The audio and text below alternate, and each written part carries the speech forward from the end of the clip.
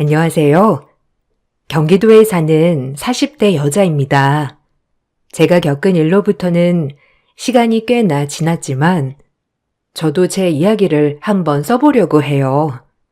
저는 20대 중반 어린 나이에 남편을 만나 결혼을 했습니다. 선을 보고 만났기 때문에 어느 정도 성격도 맞고 생활 환경도 비슷하여 선택한 결정이었죠. 아래로 줄줄이 동생들이 딸려 있었기 때문에 엄마 아빠의 부담을 덜어주고자 선택한 것도 있었죠. 이렇게 이른 나이에 시집을 온 저는 3년만 같이 살면 분가를 시켜준다는 말에 시부모님과 같이 살게 되었어요. 처음엔 제 부모님처럼 잘해주셨기 때문에 문제가 되지 않았어요. 시댁은 예전부터 자영업을 하셨기 때문에 점포를 운영하고 계셨죠. 결혼 전 남편이 회사를 그만두고 엄마 아빠를 도와 가게에서 같이 일하면 어떻겠냐고 해서 처음엔 내키지 않았어요. 하지만 계속되는 남편 설득에 결국 회사를 그만두고 어머님 아버님을 도와 점포를 운영하기 시작했습니다. 저와 적성에 맞진 않았지만 남편과 시부모님은 어차피 우리 께 될 거니까 조금만 참고 열심히 해라 였죠. 남편도 같이 하는 일이었기에 하게 되었어요.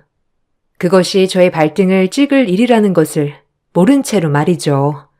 그렇게 시부모님 가게에서 일을 하게 되었습니다. 처음 남편의 활동적인 모습이 너무 좋았지만 결혼을 하고 보니 완전 마마보이 그 자체였죠. 남편네 집이 자영업을 꽤 크게 하였기 때문에 외동인 남편 명의로 재산이 많이 되어 있다곤 했지만 마마보이인 남편은 어머님 말이 아니고서야 본인 돈을 쓸 수 없었죠. 시부모님만을 의지해서 살아가고 있었거든요. 형제가 많아 약간 독립적인 성향을 가진 저로서는 이해할 수 없었어요. 애미야, 왜 계산이 안 맞는 거니? 어제 정산 안 하고 갔어? 이러면 안 된다니까. 좀 꼼꼼하게 해라. 할머니를 하려면. 어머니, 어제 마감은 그이가 했어요. 아마 그이가 안 하고 왔나 봐요. 지금 제가 다시 해볼게요. 이리 주세요. 아니, 넌 왜 네 남편한테 뒤집어 씌우냐? 네가 했든 남편이 했든 죄송하다 한마디면 될 것을 가지고 토를 달아 달기를. 네? 아니, 당연히 제가 안 했으니까 안 했다고 하는 거죠. 그리고 재민 씨가 좀 꼼꼼하지 않은 것도 사실이고요. 아이고, 웃긴다 너 참. 서방 잡아먹겠다 아주. 남자는 좀 화통하고 털털하면 되지. 꼼꼼까지 바라길. 아주 욕심도 많다. 어머니의 말이 너무 모순적이었죠. 제가 잘못하면 안 되고 남편은 잘못을 해도 된다니 이런 문제부터 시작하여 임금 문제까지 점점 불만이 쌓여갔어요. 항상 남들은 1원 한 장 틀리지 않게 정산을 해주셨지만 늘 저에겐 얼렁뚱땅 정산을 해주셨어요. 이런 것들이 쌓여 저는 점포에서 일을 하기 싫어졌습니다. 그래서 어머님께 말을 했죠.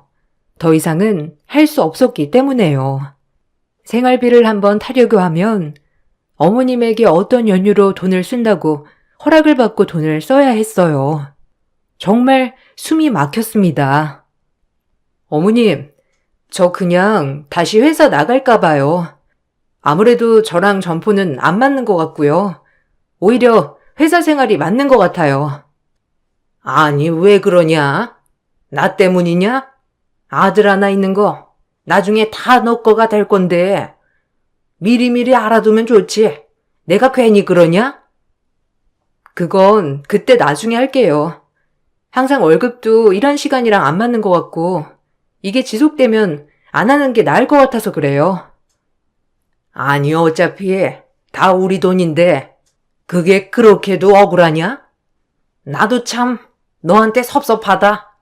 가족이면 좀 손해도 보면서 하는 거지. 어찌 그렇게 또박또박 다 받아내려고 해? 나 원참. 애초에 욕심 많은 건 알았는데 너 참 너무하다. 딸이었어도 이럴 테냐? 그건 다른 문제죠. 생활비 문제도 그렇고, 일을 했으면 당연히 통장에 돈이 꽂혀야 되는 게 정상 아닌가요? 전 대가는 확실해야 한다고 생각해요. 재민 씨도 본인이 얼마 받는지도 잘 모르는 것 같고, 이게 반복이 된다면 안 하는 게 나을 것 같아요. 어머님은 말도 안 되는 걸로 꼬투리를 잡으셨어요. 그리고 임금 문제는 어차피 너희 점포가 될 건데 뭐가 문제냐라는 식이었죠. 하지만 저 혼자만 갖는 불만이었어요. 바보 같은 남편은 본인의 월급이 제대로 얼마인지도 모른 채 일을 하였기 때문이었죠. 이런 부분에서 남편은 제 힘이 되어주지 않았어요. 그저 늙은 엄마 평생 일하느라 힘드셨다. 네가 좀 도와줘라 였죠. 너도 참 그렇다. 아니, 우리 엄마가 나중에 재산이나 이런 거 다 누구 주겠어? 다 내 거 아니야, 그럼. 그냥 좀 사바사바 하면서 엄마 비도 맞추고 그래야 엄마가 그런 거 다 줄 맛이 나지. 너처럼 또박또박 말대꾸하면 주려던 것도 안 주겠다, 안 그래? 아니, 내가 많은 걸 요구하는 것도 아니고 그건 나중 문제지. 이런 금액은 정확히 계산해서 줘야지. 가족이라고 그런 게 어딨어? 아, 따지지 좀 마라, 진짜. 너 내가 장모한테도 이런다고 생각하면 안 섭섭하겠어? 나도 마찬가지야. 우리 엄마한테 하는 거 보면 섭섭해. 뭐? 거기서 그 말이 왜 나와? 솔직히 자기 여기서 뭐 고등학교 졸업하자마자 일했다면서 자기 명의로 재산이 있으면 뭐해? 어머님이 꼭 움켜쥐고 있는 것을 생활비 한번 타려면 뭐든지 다 어머님 아버님 통해야만 돈이 나오고 난 이런 생활 숨 막혀. 모든 돈 문제는 시부모님께 이야기를 해야 하는 것도 답답했어요. 결혼을 했다면 경제적 독립을 해야 하는 게 맞는다고 생각했거든요. 제가 이런 문제를 가지고 얘기 좀 하려고 하면 남편도 마찬가지로 저를 또박또박 따지는 깐깐한 여자로 몰고 갔습니다. 이런 게 지속되다 보니 정말 내가 잘못된 건가? 내가 좀 너무 따지나? 라는 생각이 들 정도로 가스라이팅을 당하고 있더군요. 점점 이 점포에서 일하는 게 익숙해져 갔어요. 시댁은 여러 매장을 가지고 있었기 때문에 어머님, 아버님 또한 바쁜 나날을 보내고 있었죠. 그렇게 어느 정도 시댁 일에 적응이 되었을 때 저는 임신을 하였어요. 임신을 하고 당연히 조금은 쉬어가면서 일을 해야겠다고 생각했는데 시어머니 생각은 달랐죠. 어머니, 저 임신했어요. 이제 어머니도 할머니가 되신대요. 축하드려요. 6주 정도 됐는데 아직은 안정이 많이 필요하대요. 어머, 축하한다. 나도 우리 재민이 가졌을 때가 생각나는구나. 아주 그때 배불러서 일하느라 힘들었는데. 아, 힘드셨겠어요. 그래서 말인데 저는 근무 시간 좀 조절하려고 해요. 아무래도 서 있는 일이 많다 보니 아기한테 무리도 갈 것 같고요. 뭔 소리냐? 임신해도 똑같지? 오히려 많이 서 있고 움직여야 애도 빨리 나오고 얼마나 편한데? 내가 만삭 때까지 일한 결과 재민이를 얼마나 빨리 낳았다고. 걱정 말아라. 여기서 충분히 애 가져도 일할만 하니까, 알겠지? 그러니까 조절은 말아라. 어머니의 말이 너무 섭섭하게 다가왔어요. 임신한 며느리를 똑같이 부려먹겠다는 마음을 알고 나니 너무 실망스러웠어요. 오히려 전 임신을 했다고 하면 쉬엄쉬엄 하라고 말을 해주실 줄 알았거든요. 하지만 제 생각과는 정반대의 결과였습니다. 그래서 전 제가 뱃속의 아이를 지켜야 한다는 생각으로 어머니께 못한다고 말씀을 드렸어요. 어머님은 길길이 날뛰었고요. 본인도 그렇게 일을 해왔으니 저도 똑같이 일을 해야 한다는 말씀이었죠. 너무한데 생각이 들었지만 제 편은 없었어요. 아니요, 어머니. 회사에서도 임신하면 휴가를 받는 판국에 저 이렇게는 일 못해요. 컨디션도 안 좋고 조금은 쉬면서 할래요. 아니, 임신했다고 유세 떠냐? 임신하고도 3교대 근무하는 사람들도 있는데 그건 다 정신력 문제야, 알아? 정신력이라뇨. 어머님, 제가 남의 애 가진 것도 아니고 어머님 손주를 가졌는데 어쩜 그렇게 말씀하실 수가 있으세요? 내가 틀린 말 했냐? 요즘 애들은 하여간 뭐만 하면 실공리. 그래서야 이 가게를 어떻게 너를 믿고 넘기냐? 못 들은 걸로 하마. 어머니, 엄연한 노동력 착취라고 생각 안 하세요? 제가 말을 안 해서 그렇지 참고 있는 게 한두 개가 아니라고요. 너 말 한 번 잘했다. 뭐 착취해? 참나. 아니 그럼 공짜로 내 재산을 다 얻으려고 했어? 노력한 만큼 받는 거야 알아? 너네가 이 재산 다 어떻게 모았다고 생각하니? 너처럼 실컷 다시고 모으면 모을 수 있었겠어? 열심히 해야 내게 되는 거라고. 어머님은 말이 안 통하셨어요. 무조건 근무 시간을 다 채워라였죠. 너무 서러웠습니다. 현대판 노예도 아니고 이게 뭔가요? 전 남편에게 말을 했지만 여전히 남편은 남의 편이었죠. 남편은 본인은 힘이 없으니 엄마 말을 들어라였습니다. 그래야 콩고물이 떨어진다고 말이죠. 너무 어리석어 보였어요. 본인이 노력해서 가정을 일궈 독립할 생각은 안 하고 그저 나중에 시부모님 재산을 물려받을 생각에 현재에 너무 안주하고 있다는 사실이 절 화나게 했죠. 전 아이를 가진 만큼 달라져야겠다고 생각했어요. 어떻게 어머님은 월급도 제대로 안 주시면서 일을 당당하게 시키셔? 임신해도 만삭때까지 무조건 하래. 어떻게 생각해? 내가 힘이 있냐? 뭐 엄마 말이 그런다면 그렇게 해야지, 안 그래? 그래도 요새 만삭이어도 일하는 사람은 하더라. 당신 진짜 어머님이랑 똑같구나? 아니면 당신도 어려서부터 가스라이팅 당한 거야? 자기 졸업하자마자 일했다며. 그래서 세뇌 당한 거 아니야? 보면 월급도 제대로 못 받고 있는데 이게 정상이냐고. 그래도 우리가 독립할 수 있게 월급은 제대로 줘야지. 애 낳아도 이럴래? 애 낳아도 계속 시부모님한테 의지하면서 살 거야? 당신 이제 아빠 된다는데 정신 차려. 애가 뭘 보고 배우겠어? 지금 나 가르쳐? 네가 뭔데 나한테 이래라 저래라야. 아무도 우리 엄마 아빠한테 불만 안 가져. 꼭 너 하나만 그러더라. 내가 괜찮다는데 지금 네가 나한테 따지면 뭐 어쩔 건데. 사람 피곤하게 하지 마라 진짜. 정 떨어지니까 알겠어? 에휴. 지금이라도 지금 자기 앞으로 되어 있는 건물이며 땅이며 문서 달라고 해. 어차피 자기 이름으로 되어 있잖아. 아기 태어나면 독립하자. 뭐라도 하면 먹고 살 수 있어. 어? 나 정말 숨 막혀. 매일 일은 일대로 하고 눈치 보면서 돈 타고 이게 뭐야? 사람 사는 거야? 그런 말 마. 엄마가 알아서 더 불려주시겠지. 네가 우리 엄마 수완을 몰라서 그래. 얼마나 대단한 사람인데. 남편의 말에 기가 막히고 코가 막혔어요. 당장이라도 뛰쳐나오고 싶었지만 뱃속의 아이가 무럭무럭 자라고 있는 바람에 참았습니다. 그리고 전 정말 만삭이 될 때까지 코피 터져가며 일을 했어요. 시어머니는 눈 하나 깜짝 안 하고 저에게 일을 시키셨고요. 그렇게 힘든 상황 속에서도 아이는 건강하게 태어나 주었어요.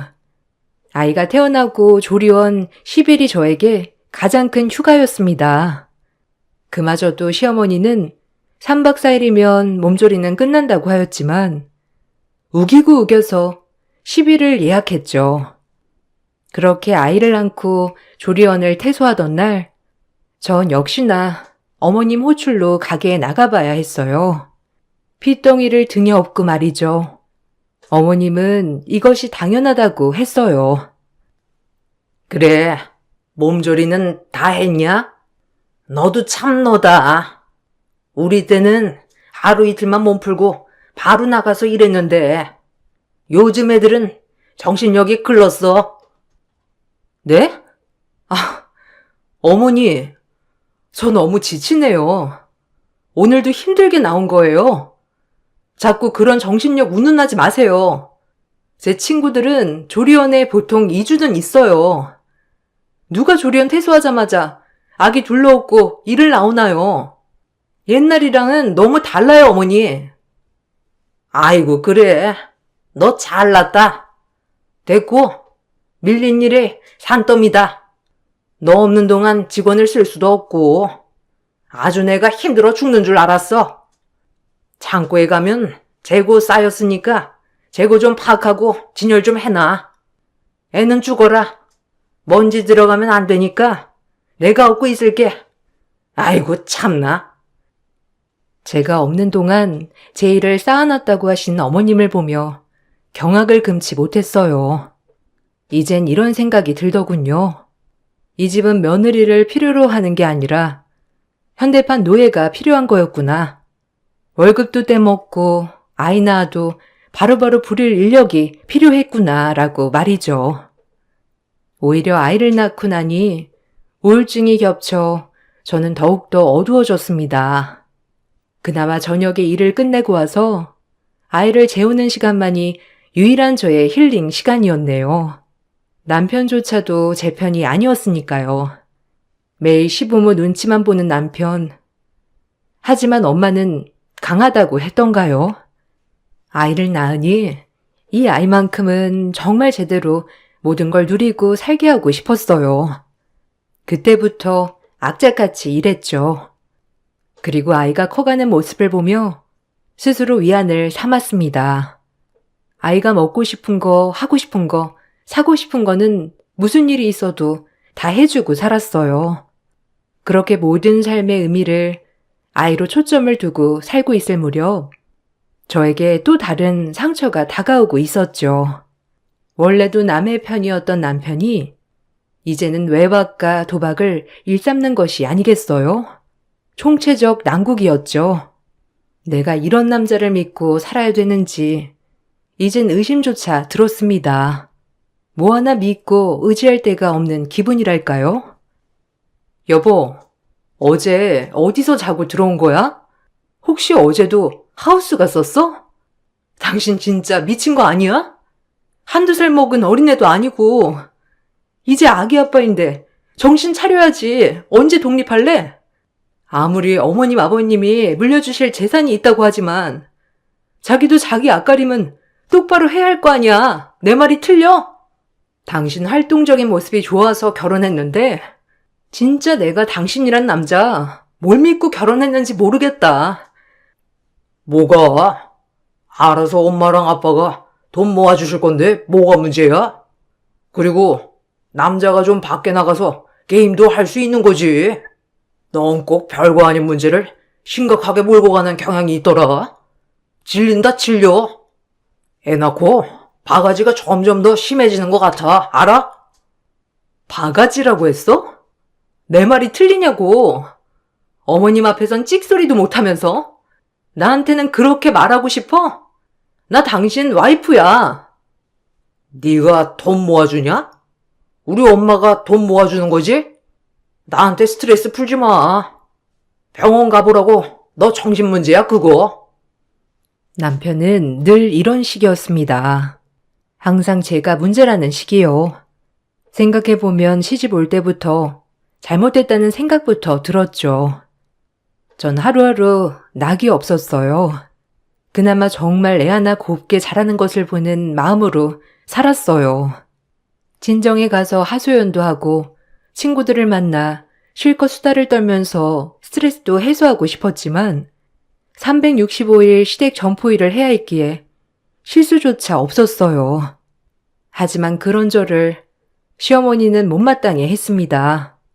제가 열심히 하면 할수록 시어머니는 저를 더 부려먹을 생각만 했으니까요.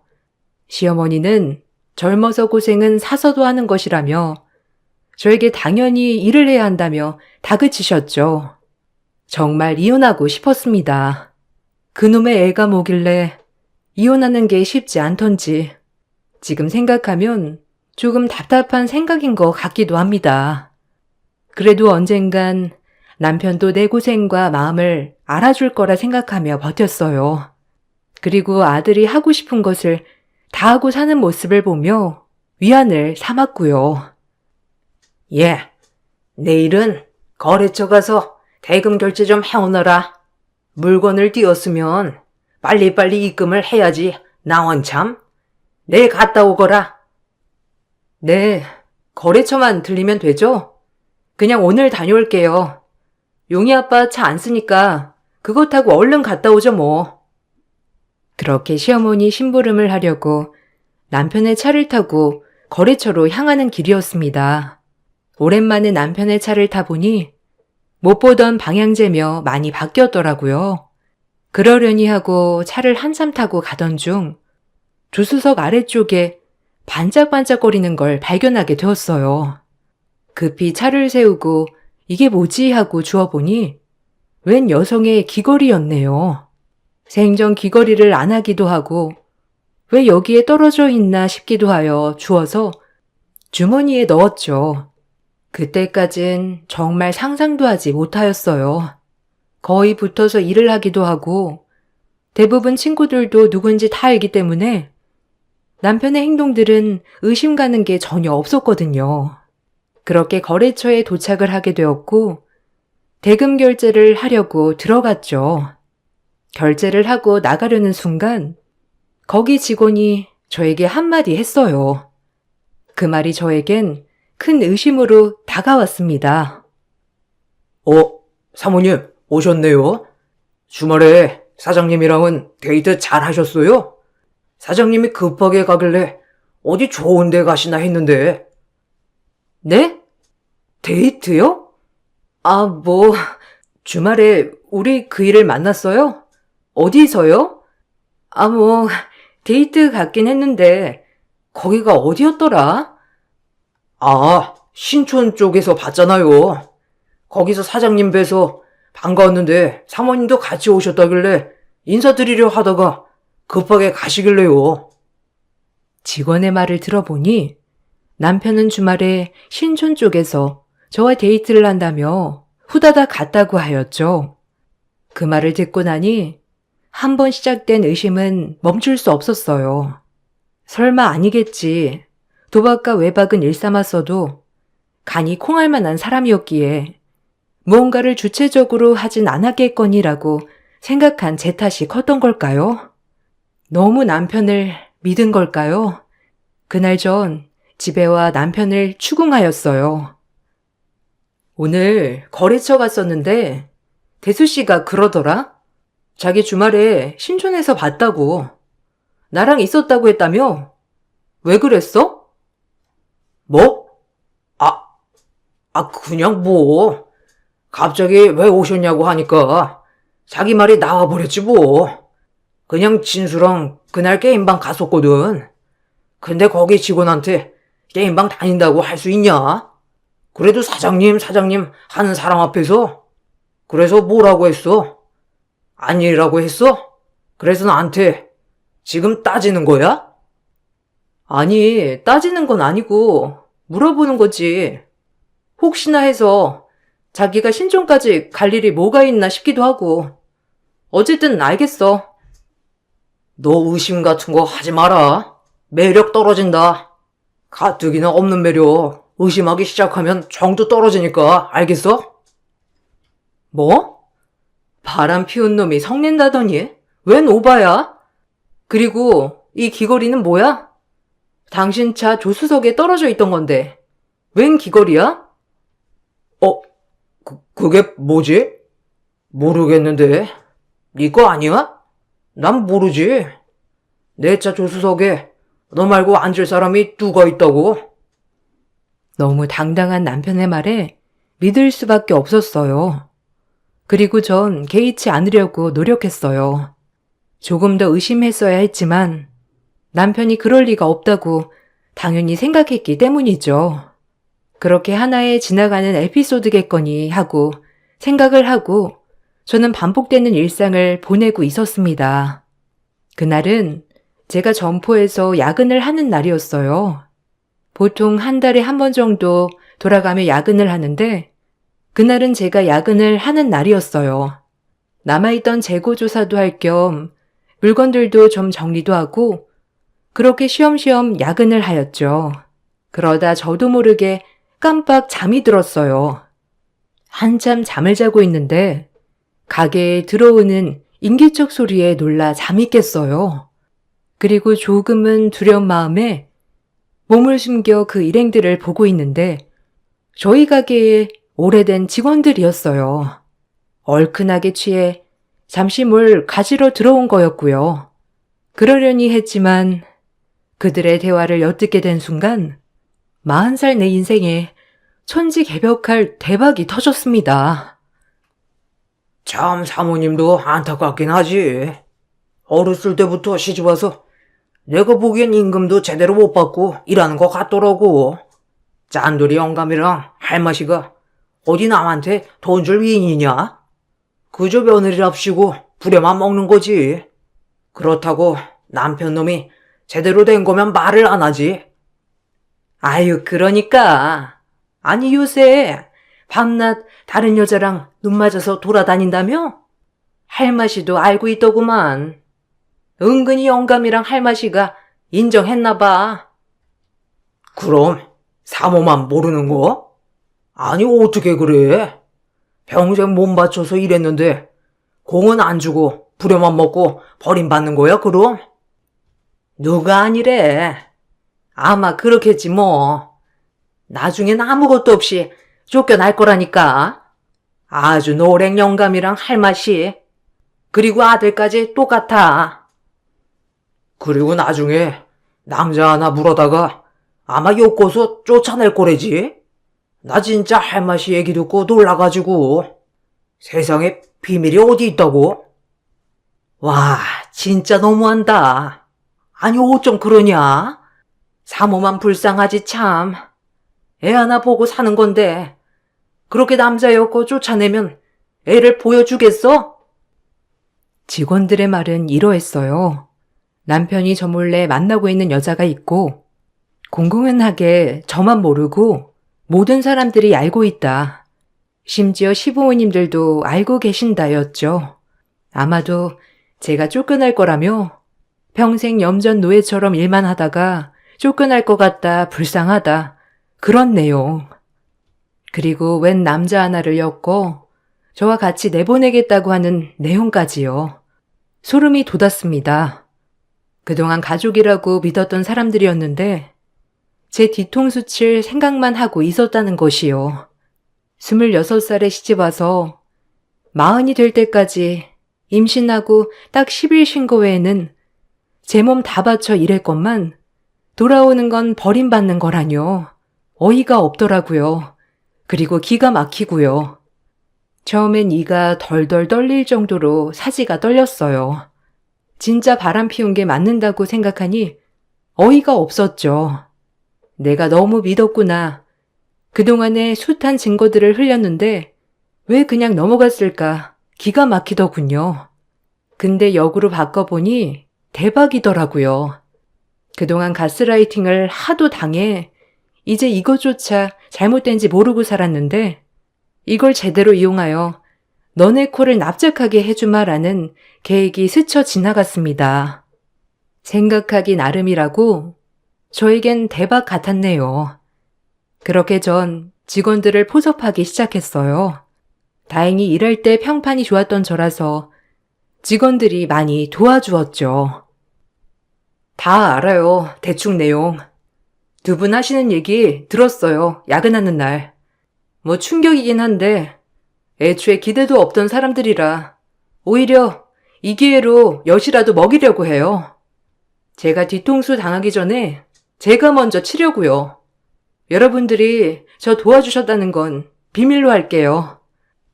아이고, 사모님, 죄송해요. 저희가 진작에 미리 말을 해드렸어야 했는데, 뻔히 고생하는 거 알면서도 쉽게 나서지 않았네요. 괜찮아요. 그럴 수도 있죠. 쉽지 않으셨을 거라는 거 알아요. 일단 남편의 외도 증거 먼저 잡을 거예요. 그리고 시부모님이 그동안 여기 세금 장부 조작한 거랑 제 임금 체불한 거 싹 다 가지고 가서 고소할 거예요. 전 오히려 좋게 생각하고 있으니 제 걱정은 안 해주셔도 돼요. 뭔가 마음이 헛헛하면서 가벼웠어요. 14년 종살이가 이렇게 끝날 줄이야. 남편이 가벼운 사람이어도 믿고 한편으론 아이 아빠로 믿음이 있었는데 이렇게 내 뒤통수 칠 생각만 하였다는 게 너무 큰 충격과 배신이었죠. 하지만 모든 걸 알고서는 가만히 있을 수 없었어요. 일단 외도 현장부터 잡았습니다. 직원들이 항상 일정한 시간에 일을 하지 않고 남편이 자리 비우는 시간을 알려줬기 때문에 그날 제가 뒤를 캘 수 있었어요. 역시나 뒤를 캐보니 아주 젊고 예쁜 여자와 바람을 피우고 있었어요. 오빠, 언제 이혼하는 거야? 곧 한다면서. 어머님도 나 싹싹하다고 마음에 들어하는 것 같던데. 진짜 그거 다 오빠 거 되는 거야? 아, 당연하지. 아들이 나 하나라. 엄마 아빠께 다 내 거지 뭐. 아직 귀에 엿보고 있어. 남자 하나 붙여서 쫓아내야지.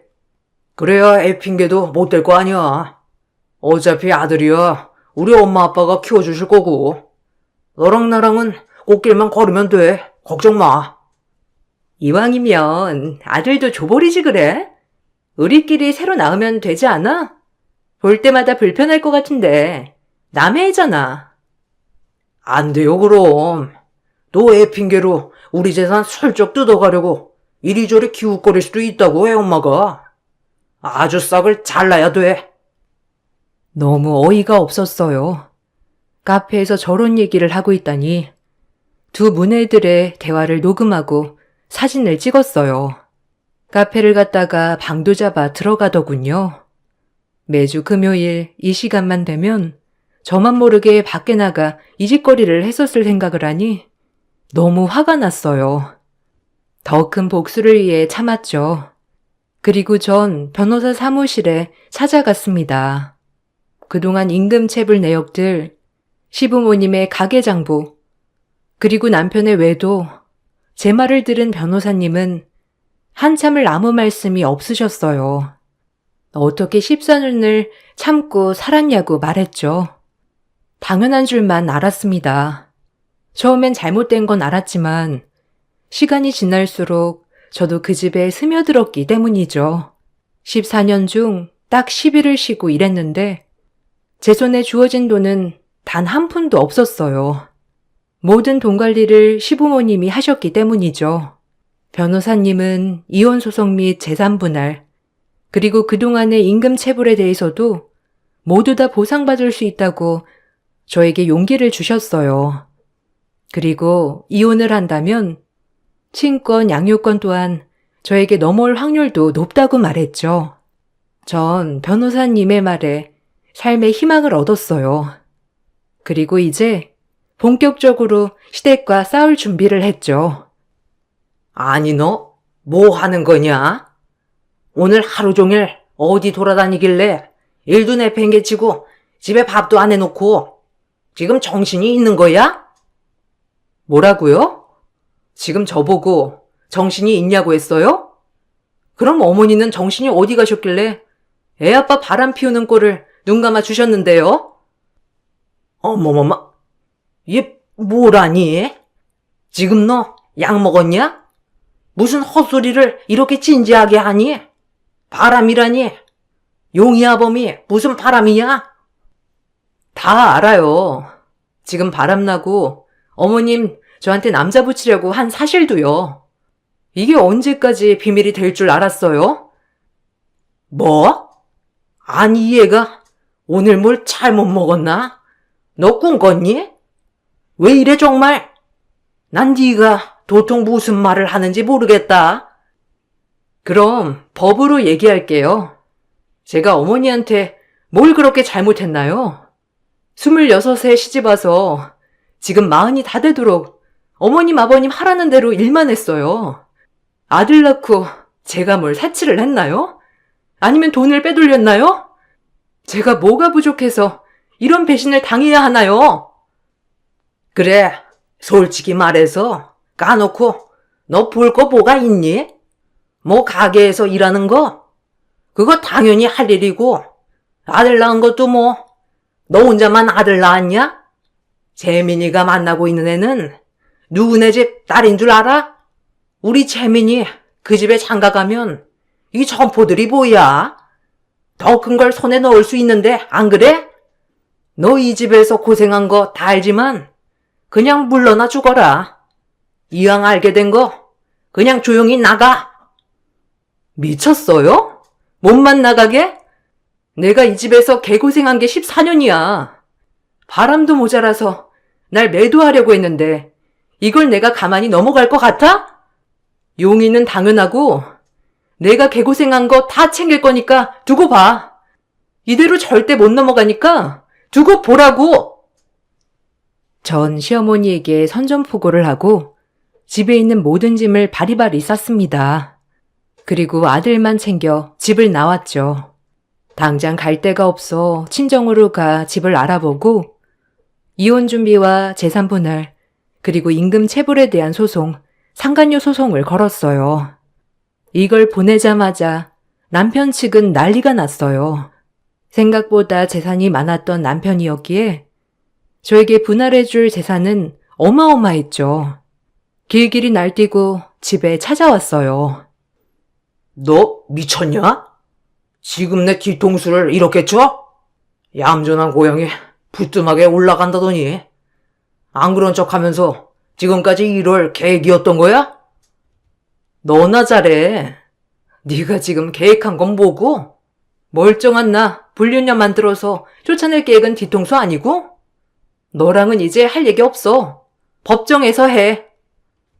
아이 이걸 진짜? 그냥 조용히 물러나. 용이 데리고 가게 해줄 테니까 돈은 포기해. 그러면 깨끗이 이혼하고 끝내자. 인간 말종 같은 놈. 애보다 돈이 더 중요하지 너는? 평생 지 엄마 품에 숨어서 아무것도 할 줄 모르는 바보 천치 같은 놈. 너를 믿고 결혼하는 게 아니었는데 내가 미쳤지. 지난 일 후회하면 뭐 하겠냐마는. 이대로는 억울해서 못 끝내. 너 탈탈 100개 먹고 끝낼 거야. 이 말을 남기고 돌아왔어요. 그리고 역시나 오랜 시간이 걸렸지만 모든 재판에서 승소했습니다. 그리고 많은 재산을 분할받았죠. 욕심 없이 자식 하나 보고 살아가고 있었는데 창고에서 나눈 직원들의 대화를 엿들은 이후에 이렇게 홀로서기를 할 수 있었어요. 참으로 어리석게 살았다고도 생각합니다. 그저 시어머니 말이 법인 줄 알고 살았으니까요. 아마 남편의 외도가 아니었다면 전 아직도 그 고생하며 살았을 것 같은데 오히려 고마워해야 하나 합니다. 지금은 아들을 데려와 살고 있어요. 재산 분할이 꽤 많이 되었기 때문에 아쉽지 않게 살아가고 있어요. 이것이야말로 대박이 아닐까 해요. 그때는 몸도 고단하고 마음도 참 고단했거든요. 아들만 잘 클 수 있다면 미덕으로 여기고 살려고 했으나 얼마나 어리석었던 일이었는지 새삼 깨달아요. 세상에 이렇게 행복한 일상이 소소하게 많이 있는 것도 놀랍고요. 지난 14년 동안 하지 못했던 문화생활도 즐기고 있고 제가 하고 싶었던 제빵 과정도 배우고 있습니다. 이 과정이 끝나면 조그맣게 제과점을 하나 해볼까 하거든요. 지난 과거를 돌아보면 제 친구들도 요즘 시대에 놀랍다고 하지만 이혼이 흠도 아니고 이젠 모든 걸 훌훌 털고 제 자신만을 위해서 살고 있어요. 여러분들도 후회되는 과거가 있으신가요? 과거는 잊고 새천년 새 출발 한번 해보세요. 제 글 읽어주셔서 감사합니다. 안녕하세요. 저는 서울에 살고 있는 30대 중반 여자입니다. 최근에 제가 겪은 일에 대해 사연을 신청할지 말지 고민이 많았었는데요. 또다시 터진 사건이 고민 없이 글을 쓰게 만들었네요. 여러분들께서도 분명 공감해 주실 거라 생각합니다. 우선적으로 남편과 결혼 생활 2년 이후 문제가 하나둘 늘어나기 시작했는데 돈 때문에 엄청난 파장을 불러일으키게 되었고 결국 이혼까지 이어지고 말았습니다. 어느 날 시부모님께서 저희 집에 찾아오셨는데 필터를 거르지 않고 직설적으로 돈을 요구하셔서 많이 당황스러웠던 적이 있었어요. 그리고 그때부터 서로에 대한 감정에 많은 변화가 찾아오게 되었죠. 내가 그동안 제대로 된 거 하나 물으려고 얼마나 오랜 기간 참아왔는지 아니? 온갖 유혹 다 뿌리치고 노른자 땅에 내 집 하나 마련하려고 정말 많은 세월을 인내한 결과 이번에 원하는 아파트 청약에 당첨이 되었단다. 그런데 생각보다 그곳이 너무 과열 지역이다 보니 평당가가 꽤 비싸더라고. 그런데 너도 알다시피 우리 집안이 그렇게 부유한 것도 아니라서 자금이 생각보다 많이 모자랄 것 같더구나. 그래서 말인데 너희 사돈어른께 도움 좀 받을 수 있을까? 대출을 받기에는 솔직히 이자 부담도 있고 너무 아깝잖아. 무이자로 딱 7억 정도 빌려주시면 좋을 것 같은데 어떻게 생각하니? 갑자기요? 가족끼리 그렇게 큰 돈이 오고 가는 건 좀 문제가 있지 않을까요? 차라리 그냥 대출 받으시는 게 좋을 것 같은데. 돈보다 가족이 우선 아니니?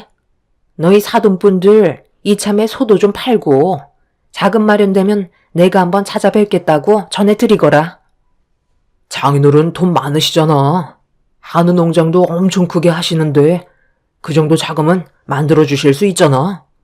우리가 한두 번 얼굴 볼 사이도 아니고 앞으로 평생 봐야 하는데 7억 때문에 얼굴 붉히면 되겠어?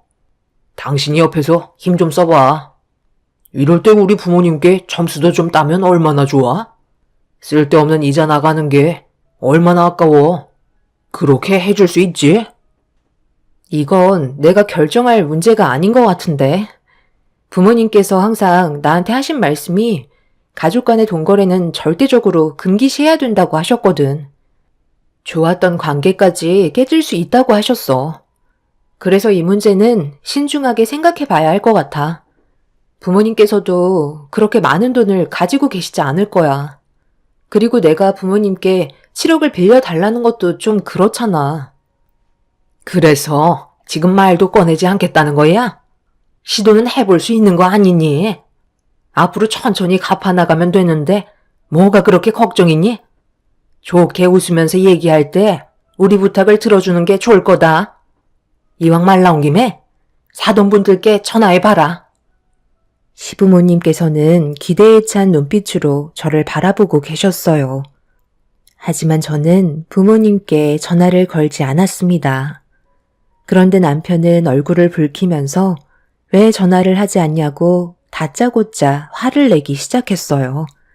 당연히 이유를 설명했지만 제 입장을 이해해주지 않았습니다. 몇천만 원도 아니고 7억을 빌려달라는 건 그냥 아파트 한 채를 사주는 거나 다름없는데 그걸 저희 부모님께서 들어줄 이유는 없었어요. 제가 전화를 하지 않고 버티기 시작하자 결국 화를 내셨습니다. 지금 뭐 하는 짓이니? 우리가 그 돈을 먹겠다는 것도 아니고 이자 없이 갚겠다는 건데 지금 내 말을 무시하는 거야? 되든 안 되든 일단 전화 한 통 하라니까. 좋게 좋게 얘기하면 대충 알아먹어야지. 앞으로 결혼 생활 힘들어지고 싶은 거니? 장인어른, 잘 지내셨어요? 줘야 잘 지내줘. 이번에 저희 부모님 청약 당첨되신 거 알고 계시죠? 아무래도 그곳이 투자 가치가 높은 편이라 분양가도 상당히 높게 측정이 된 상태거든요. 그러다 보니 자금이 많이 부족해서 대출을 알아보니까 생각보다 이자가 너무 많이 나와서 고민을 하고 있는데 장인어른께서 한우 농장을 하시니까 사위를 봐서라도 자금 좀 빌려주셨으면 좋겠는데 혹시 괜찮으세요? 시간은 좀 걸리겠지만 천천히 갚아 나가도록 하겠습니다. 어떤 마음인지는 알겠는데 차라리 대출을 받는 게 서로 부담이 없을 것 같네. 고민도 없이 이런 말을 바로 하는 건 좀 아니지 않나? 가족끼리 통고래는 절대 해선 안 될 금기 사항이고 그동안 내가 살아오면서 가족들 간의 통고래 때문에 인연까지 끊고 돌이킬 수 없는 사건들까지 일어나는 걸 정말 많이 봐왔었다. 얼마가 됐든 속 편하게 대출받아서 갚아나가는 게 모두를 위한 길이니까 너무 서운하게 생각하지 말고 주말에 얼굴 좀 보게 내 딸이랑 잠깐 내려오도록 하게. 사돈어른, 잠깐만요. 그러니까 지금 저희가 이렇게까지 부탁을 하는데 빌려주지 않겠다는 거예요? 오죽 급했으면 도움을 받겠어요. 돈이야 있다가도 없는 건데 그걸 가지고 서로 얼굴 붉힐 필요는 없잖아요. 그냥 속 시원하게 빌려주시고 앞으로 더욱더 좋은 가족관계 유지하면 되는 거죠. 그러지 말고 저희 좀 도와주세요. 7억만 부탁드립니다. 죄송하지만 돈 문제는 단호할 수밖에 없네요. 그리고 방금 7억이라고 얘기하셨는데 저희도 그렇게까지 큰 돈이 현금화되어 있지 않아요. 계속 돈 얘기하실 거면 이만 끊도록 하겠습니다. 2번 다시 돈 문제로 전화 안 주셨으면 좋겠네요. 아빠는 단호하게 거절하셨어요. 저는 이미 예상했던 결과였지만 남편과 시부모님께선 당연하게 빌려주실 줄 알았는데 반대의 결과가 나와서 많이 당황하셨고 결국 저에게 모든 화살이 돌아오고 말았네요. 순식간에 안 좋아진 분위기는 저를 더욱더 압박해 나가고 있었어요. 시모는 앞으로 시집 생활이 힘들어질 것 같다며 자리에서 일어나 현관문을 나서셨습니다. 시부는 저를 째려보시더니 아무 말 없이 자리에서 일어나셨고 남편을 따로 불러 밖으로 데리고 나갔어요. 한참의 시간 동안 들어오지 않던 남편은 집으로 다시 돌아오자마자 저에게 삿대질을 하면서 온갖 막말을 퍼붓기 시작했죠. 돈이 없으면 내가 말을 안 해. 충분히 얼마의 재산이 있는지 뻔히 알고 있는데 대놓고 우리 가족을 무시해? 부모님께서 이번 일로 장인어른한테 정말 많은 실망을 하셨다고. 가족 모두가 잘 되면 얼마나 좋아? 그게 그렇게 잘못된 거야? 당신 가족만 좋은 거지. 우리 부모님이 혜택 보는 건 하나도 없으시잖아. 내 말이 틀렸어? 몇천만 원도 아니고 어느 누가 가족이라고 7억을 바로 빌려줄 수 있겠어. 솔직히 일반 서민들 중에 7억 가지고 있는 사람들이 몇 명이나 있을 것 같은데? 너무 터무니없는 조건이고 빌려주고 안 빌려주는 건 우리 부모님 마음인데 그걸 왜 강요하시는지 모르겠네. 그렇다고 당신이 우리 부모님한테 엄청 잘하는 것도 아니잖아. 내가 가끔 친정에 갔다 오자고 몇 번이나 부탁하고 얘기해도 듣는 둥 마는 둥 하면서 우리 집안일에 관심이나 가지고 있었어? 아버님 어머님도 솔직히 몸보신하고 싶으실 때 우리 아빠 가게 가셔서는 소고기 왕창 드시고 단 한 번도 직접 결제한 적 없으시잖아. 그런데도 불만 한 번 표하지 않으셨는데 정작 당신이랑 아버님 어머님은 계속 우리 집안에 바라기만 하잖아? 내가 이런 문제로 몇 번이나 부모님께 불만을 털어놓은 적도 한두 번이 아니야. 하지만 아빠는 가족이라는 명분 하나 때문에 음식값도 받지 않으시고 오히려 더 잘해주시려 하는데 그런 노력은 조금도 보려하지 않고 7억을 안 빌려줬다고 지금 이 난리를 피워? 우리 아빠가 죄를 지은 사람도 아닌데 돈을 빌려주지 못한다고 왜 죄송하다는 말을 하셔야 되는 거지? 죄송하다는 말은 시부모님께서 해야 옳지 않을까?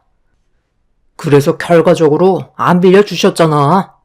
돈 때문에 사람 본성이 나온다더니 우리 가족 잘 챙겨주는 척 하시면서 정작 돈 얘기 나오니까 급하게 끊으시는 거 당신도 옆에서 봤지? 나도 오늘 이 시간 이후로 장인 장모님께 사위로서 다가가지 않고 남처럼 행동해야 되겠다. 이게 바라시는 거라면 당연히 그렇게 해드려야지. 내 말이 틀린 건 아니잖아? 남편은 자신의 집안이 잘못한 건 조금도 없다며 무조건 저희 가족이 도와주지 않았다는 거에 초점을 맞춰서 온갖 막말을 퍼부어대고 있었습니다. 그런 모습을 보고 있는데 얼마나 속이 좁은 사람인지 알 수 있겠더라고요. 시부모님이 청약이 당첨되고 나서 저에게 부쩍 잘해주시더니 전부 다 이유가 있었던 거였고 속보이는 행동들이 더욱더 실망을 하게 만들었습니다. 그날 이후 남편과는 냉전이 흘렀고 시부모님은 더 이상 저에게 연락조차 하지 않았어요. 그런다고 변하는 건 하나 없는데 남편은 계속해서 저에게 안 좋은 감정을 표출하고 있었네요. 그렇게 며칠의 시간이 지나고 퇴근하던 날 마감이 늦어져서 좀 늦게 집에 도착을 했는데 짐가방 하나가 현관문 앞에 놓여 있었습니다. 뭔가 싶어 확인을 해보니 제 옷가지들이 가방 안에 들어있더라고요.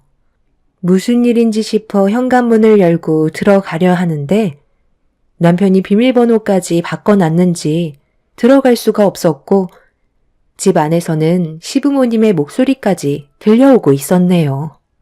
도대체 무슨 상황인지 알 수 없어 현관문을 두드렸지만 집 안에 있는 남편과 시부모님은 문을 열어주지 않았고 결국 참다 못한 저는 화가 너무 나서 열쇠 수리공을 부르겠다며 소리를 지르자 그제서야 남편이 현관문을 열었습니다. 하지만 저를 집 안으로 들여보내진 않더라고요. 뭐 하는 짓이냐고 화를 내면서 남편을 밀치고 들어가려는데 시모가 현관문 앞으로 다가오시더니 한마디 하셨습니다. 이 집은 내 아들 명의로 태어 있는 집인데 누가 출입을 하는 것도 내 아들 마음 아니겠니? 우리가 이런 짓 하는 게 유치하다고 생각할 수 있겠지만 어디까지나 먼저 시작한 사람이 누군데 그래? 들어오고 싶으면 너희 사돈께 얘기 좀 잘 해보던가. 정말 유치하시네요. 이런 식으로 한다고 뭐가 달라질 줄 아세요? 짐까지 싸주셔서 정말 감사합니다. 이대로 가면 되는 거죠? 얻을 게 없는데 뭐하러 너를 데리고 사니? 솔직히 까놓고 얘기해서 돼지 목에 진주를 걸고 있는 거지.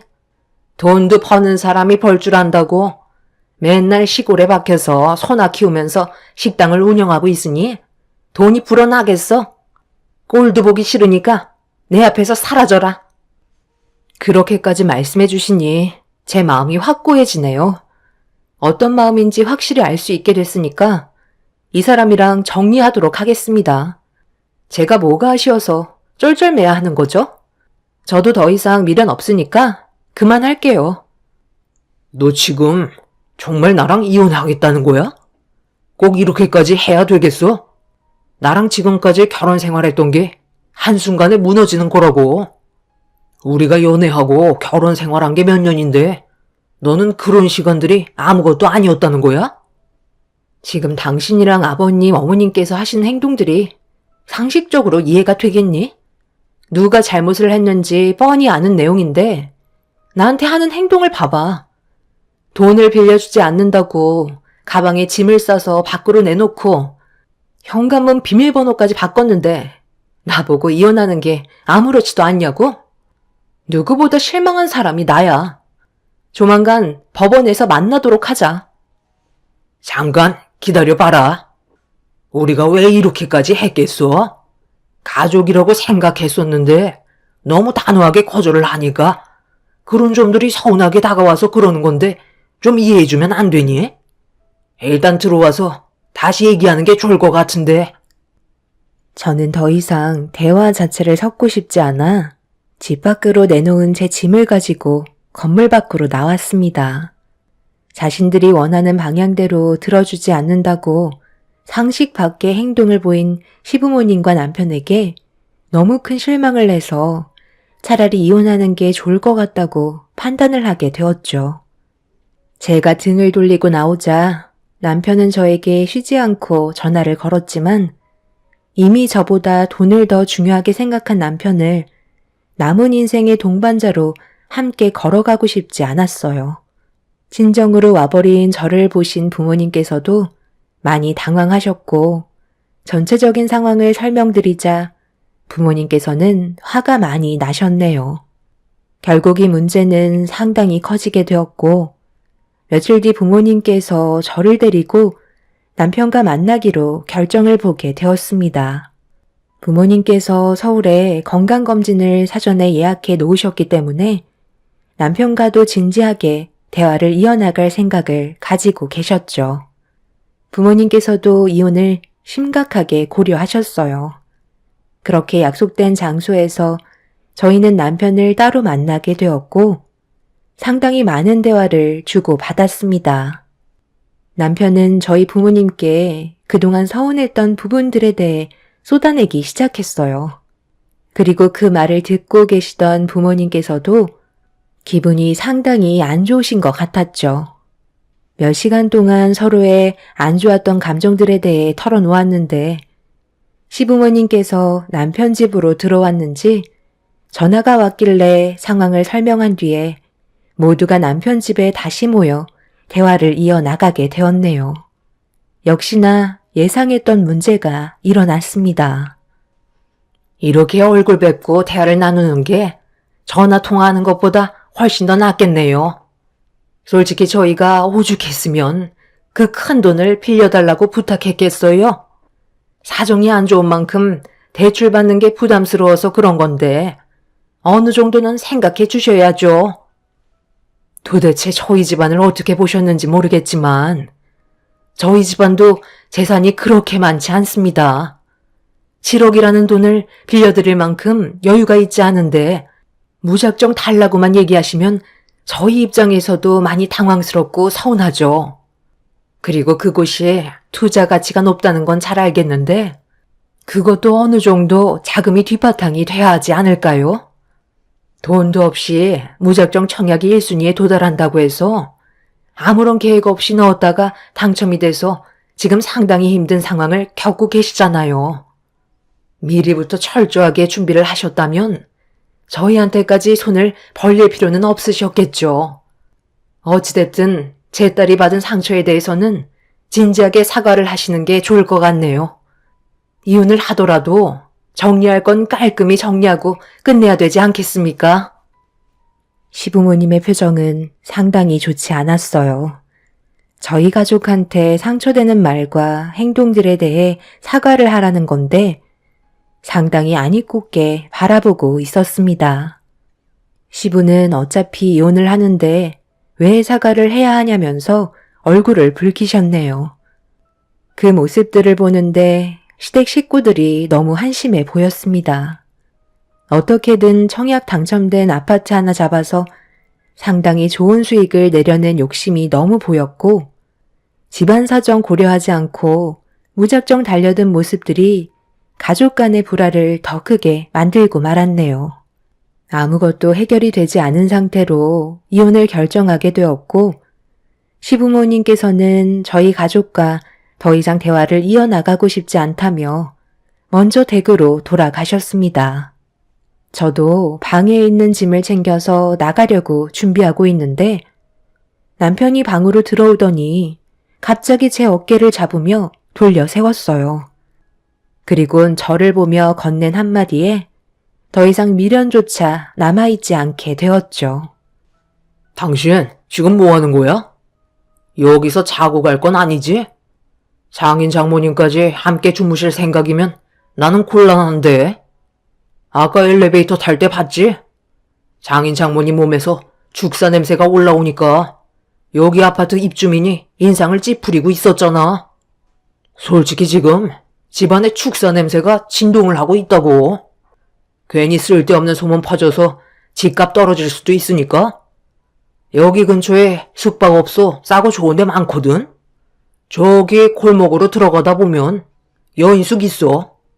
외국인 노동자들이나 노숙자들 숙박하는 곳인데 어차피 다음날 검진 받으러 병원에 가신다며. 그럼 대충 눈만 붙이면 되는 거잖아?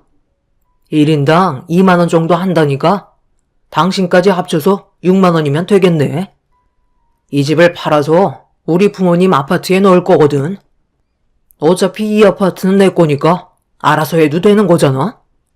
내 말 무슨 뜻인지 알아들었으면 이제 그만 나가줬으면 좋겠어. 당신 짐도 빠른 시일 내에 빼줄 수 있지?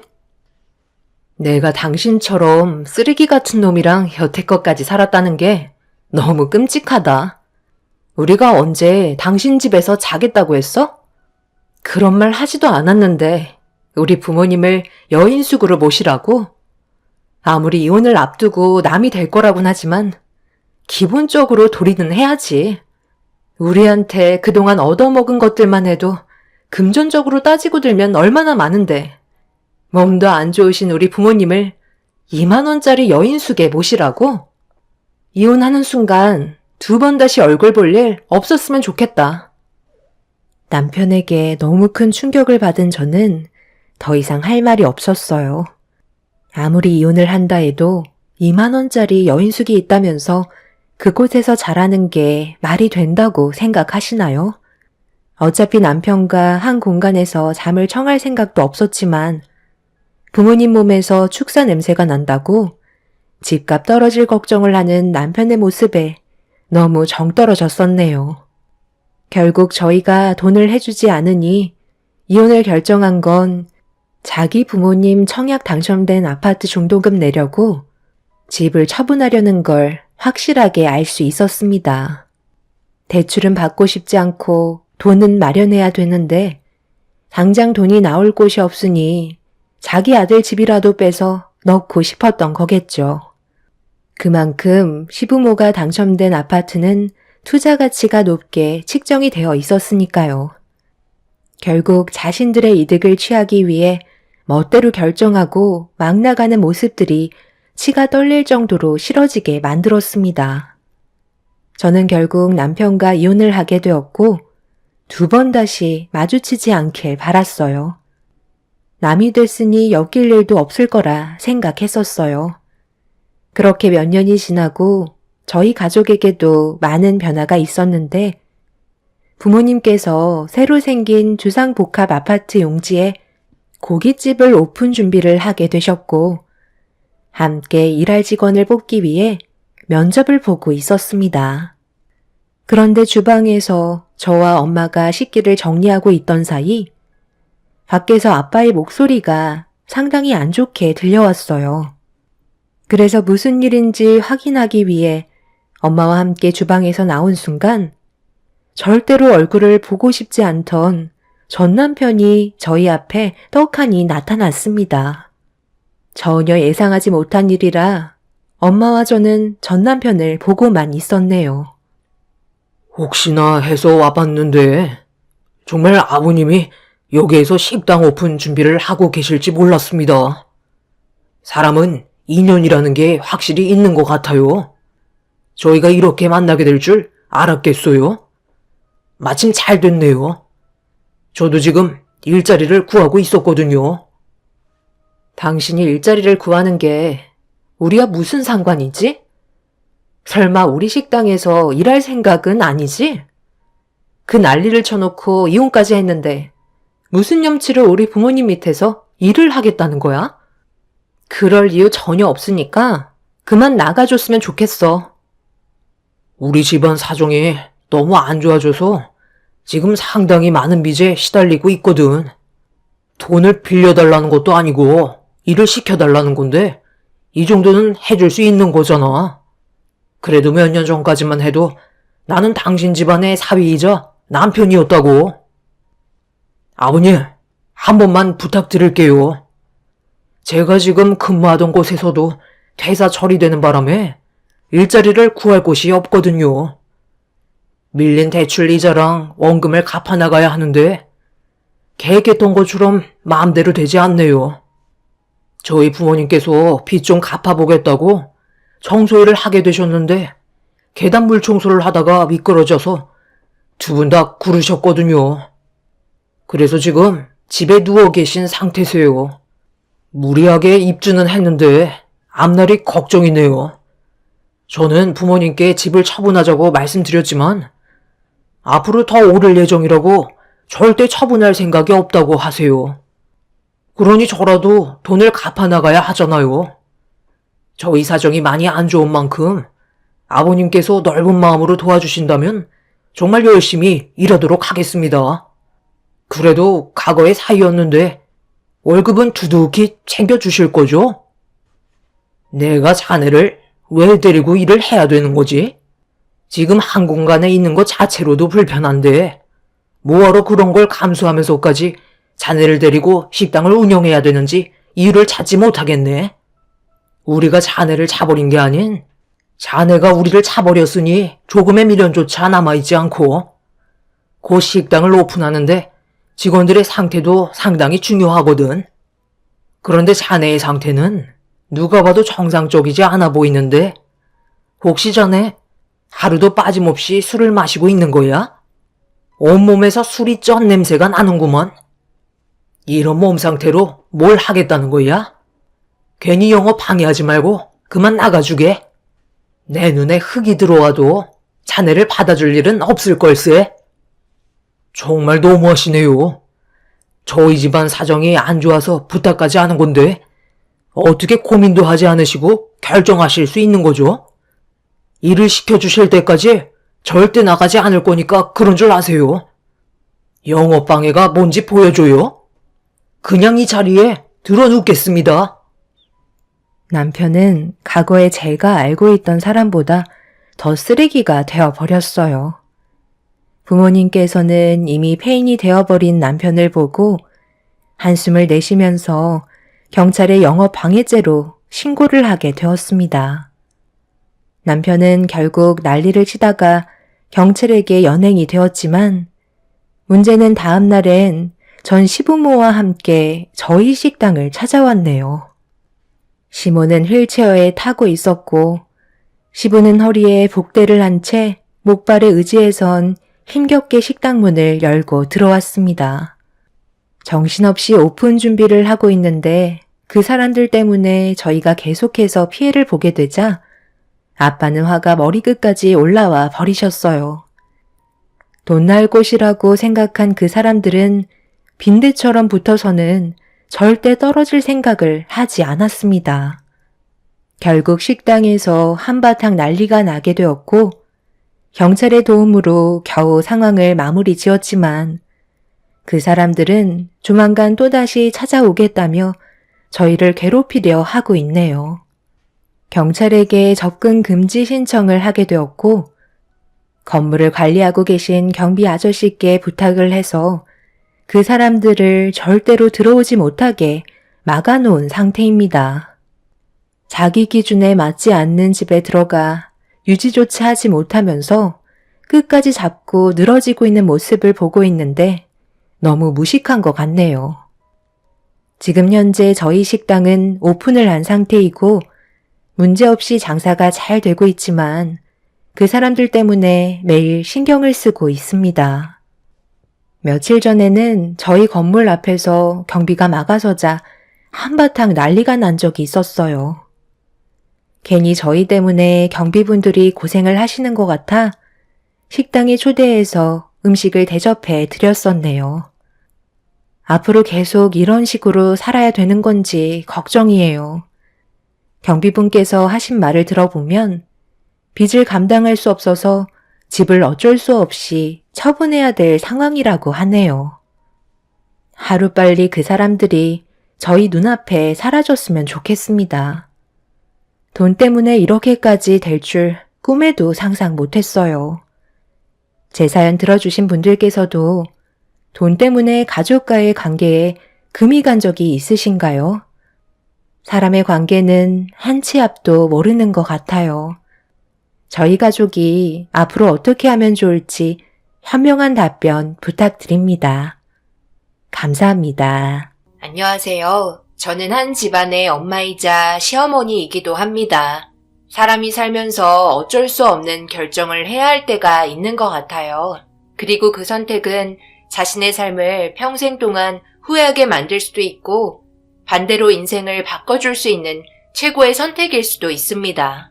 저는 중간에 기로에 서서 어디로 가야 할지 정말 많은 고민을 했었고, 최후의 결정을 하게 된 이후 하염없이 눈물을 흘렸습니다.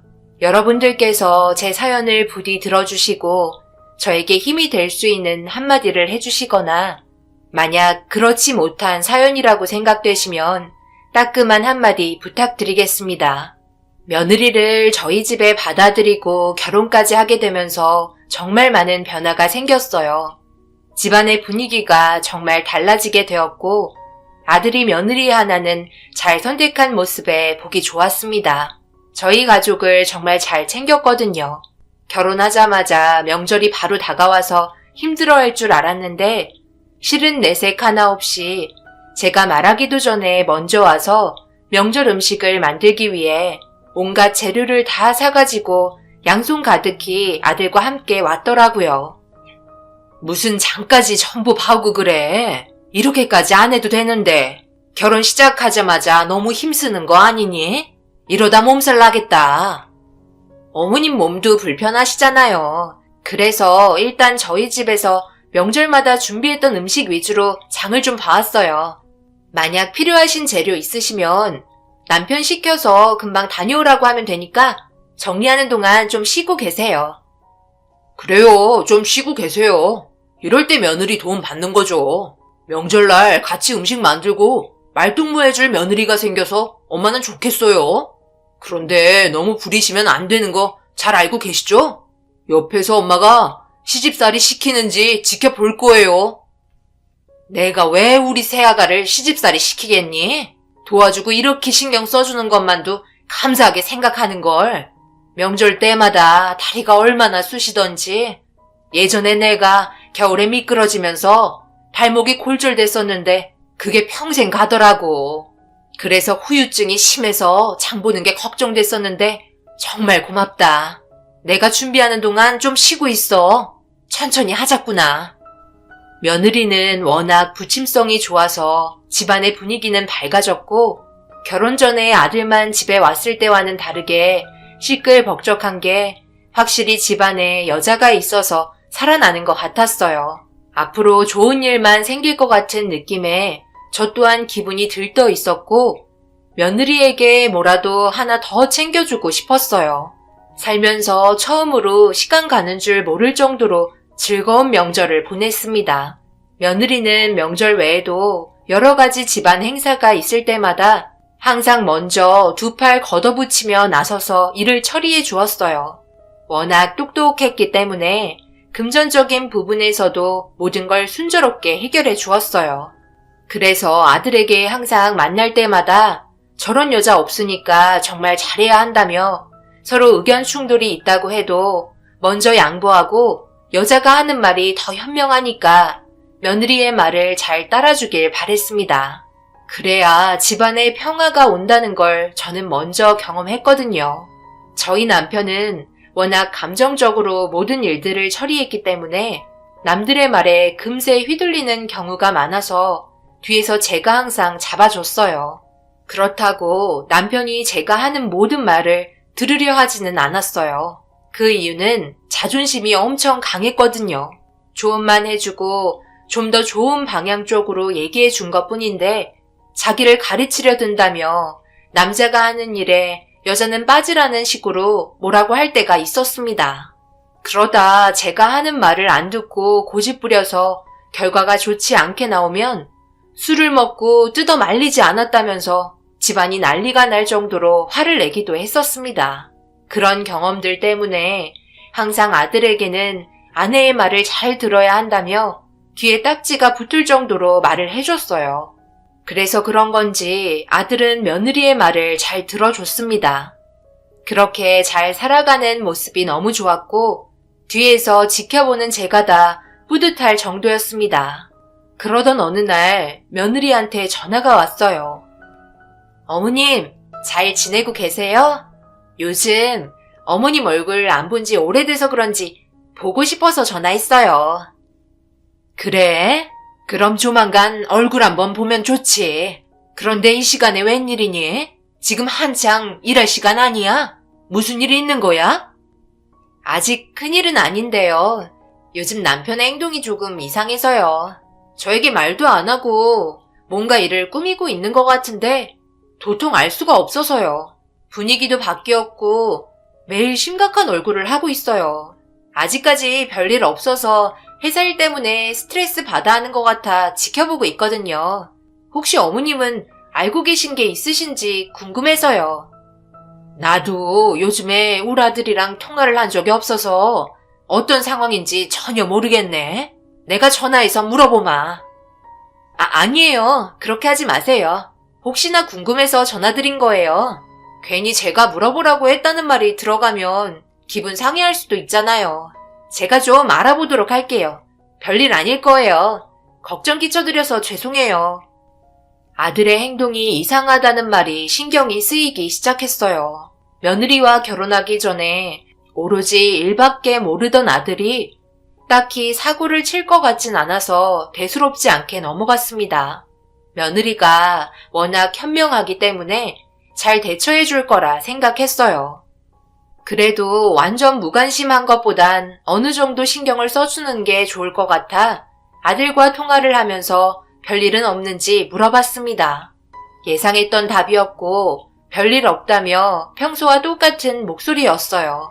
목소리를 듣자마자 큰일은 아니구나 생각하며 며느리의 걱정을 그냥 넘겼습니다. 어느 정도의 시간이 흐르고 오래간만에 주말에 얼굴 볼 수 있는 시간이 맞아 모두 함께 모여 외식을 했는데 그때부터 뭔가 이상한 낌새를 느끼게 되었고 아들과 며느리가 평소와 다름없이 웃고 있지만 저는 느낄 수 있었습니다. 며느리의 밝은 모습 뒤에 그늘이 있는 걸 확실하게 알 수 있었어요. 그래서 며느리가 화장실을 간다고 말을 꺼내는 순간 저도 같이 갔다 오겠다며 자연스럽게 며느리와 단둘이 대화를 시작했어요. 일로 좀 와봐라. 너 저번에 나한테 무슨 말을 하려고 했던 거야? 너희들 지금 뭔 일 있는 거지? 다른 사람 다 속여도 나는 못 속인다. 세아가 너 얼굴 딱 봐도 어떤 상황인지 대충 짐작이 가는데 둘이 심각하게 싸웠니? 솔직하게 털어놔봐. 어머님, 그게요. 그이가 아무래도 조만간 사고를 칠 것 같아요. 하루에도 수십 번 말렸는데요. 제 말을 들으려 하지 않아요. 지금 사업한다며 이리저리 알아보고 있는 중이에요. 아직 늦지 않았고 회사에서 받는 월급으로 충분하다고 했는데 회사에서 안 좋은 일이 있었는지 도저히 사장 밑에서 일하는 거 더러워서 못 해먹겠다며 지금 퇴사까지 밟은 상태예요. 정확하게 어떤 사업을 하려고 하는지 아직 말을 안 해서 저도 잘 모르는데요. 오랜 기간 준비한 것도 아니라서 너무 걱정이 많이 돼요. 사업? 그놈이 사업을 한다고? 사업은 아무나 하는 줄 아나? 우리 남편도 사업한다고 했다가 집안 쫄딱 말아먹고 빈털털이 돼서 이렇게 세우는데 얼마나 많은 시간이 들었는지 알아? 그런데 그 길을 뒤따라 가겠다는 거야? 정말 어이가 없네. 거기에다가 퇴사까지 했다고? 이런 정신 나간 놈을 봤나? 이 문제는 그냥 넘어갈 수 없을 것 같다.